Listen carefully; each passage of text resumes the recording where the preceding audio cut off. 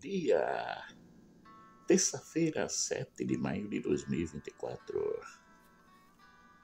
Antes de começar as nossas pequenas reflexões de hoje, eu gostaria de dizer a cada um, caríssimos e caríssimas, que elevemos as nossas orações ao céu pelos nossos irmãos lá do Rio Grande do Sul, pela calamidade natural que eles estão passando, as enchentes, os rios que transbordaram, muita água, muitas perdas, não só materiais, mas de vida.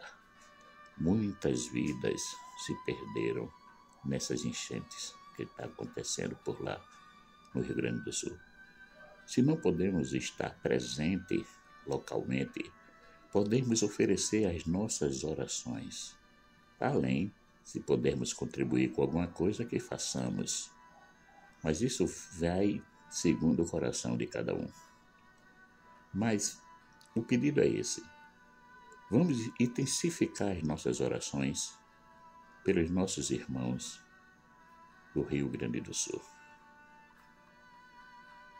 E nas pequenas reflexões de hoje, nós temos como tema: a missão de Maria foi nos dar Jesus. E qual é a nossa missão como cristão?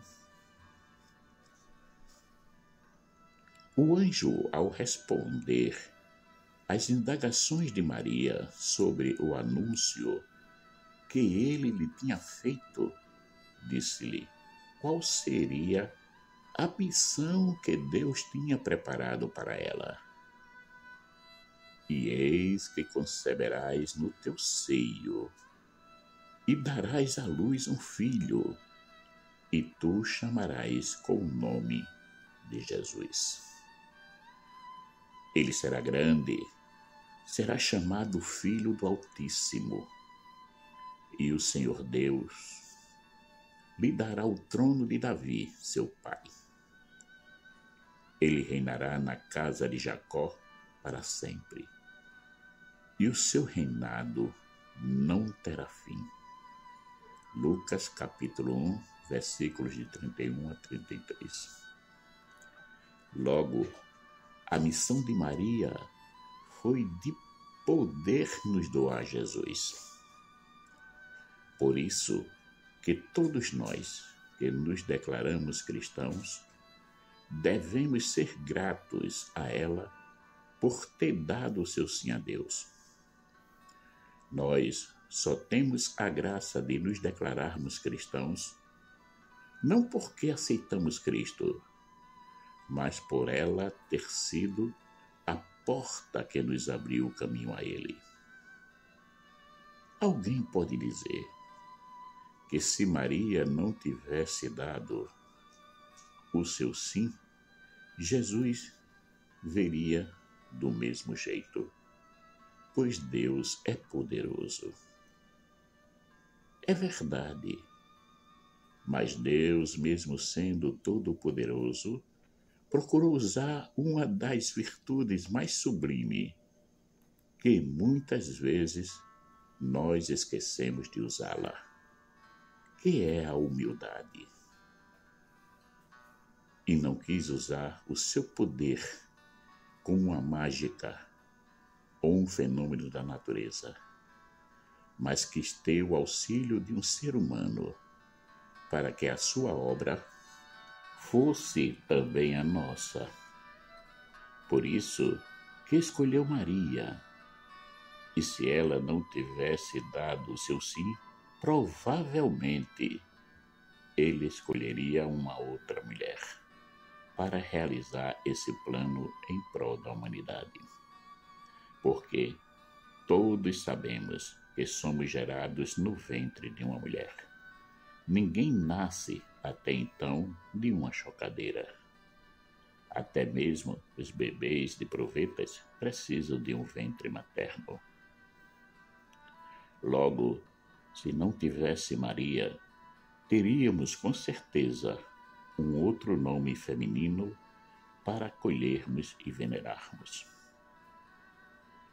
Mas ela disse sim, e nós a temos que respeitar esse seu sim, porque o próprio Deus a tem como a cheia de graça, atributo que ele mesmo lhe deu e que nenhum homem na face da terra pode tirar ou negá-lo.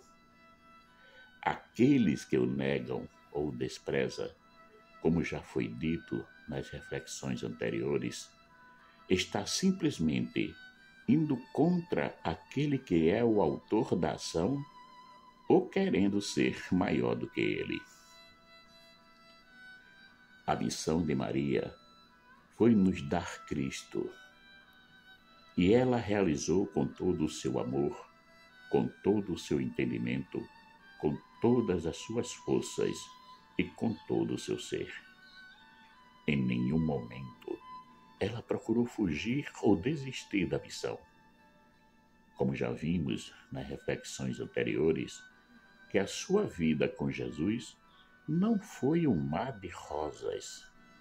Tiveram muitos sofrimentos e dores, principalmente quando ele começou a anunciar a boa nova ao povo. E nós, qual é a nossa missão como cristão? É a mesma de Maria, sem tirar uma vírgula sequer. Logo, a nossa missão é de anunciar Jesus ao mundo, que poderíamos dizer hoje, dar Jesus ao mundo. E esse dar ou anunciar Jesus é a mesma coisa que gerá-lo na vida das pessoas. Portanto, é um novo nascimento de Cristo, que chega na vida de alguém, e ele chega ainda criança, pois tudo tem que se desenvolver, e isso só acontece com o tempo. A verdadeira conversão não acontece quando a pessoa aceita Cristo na sua vida, mas quando ela o faz crescer e entra na vida adulta, que é aquela que saímos para evangelizar, para testemunhá-lo.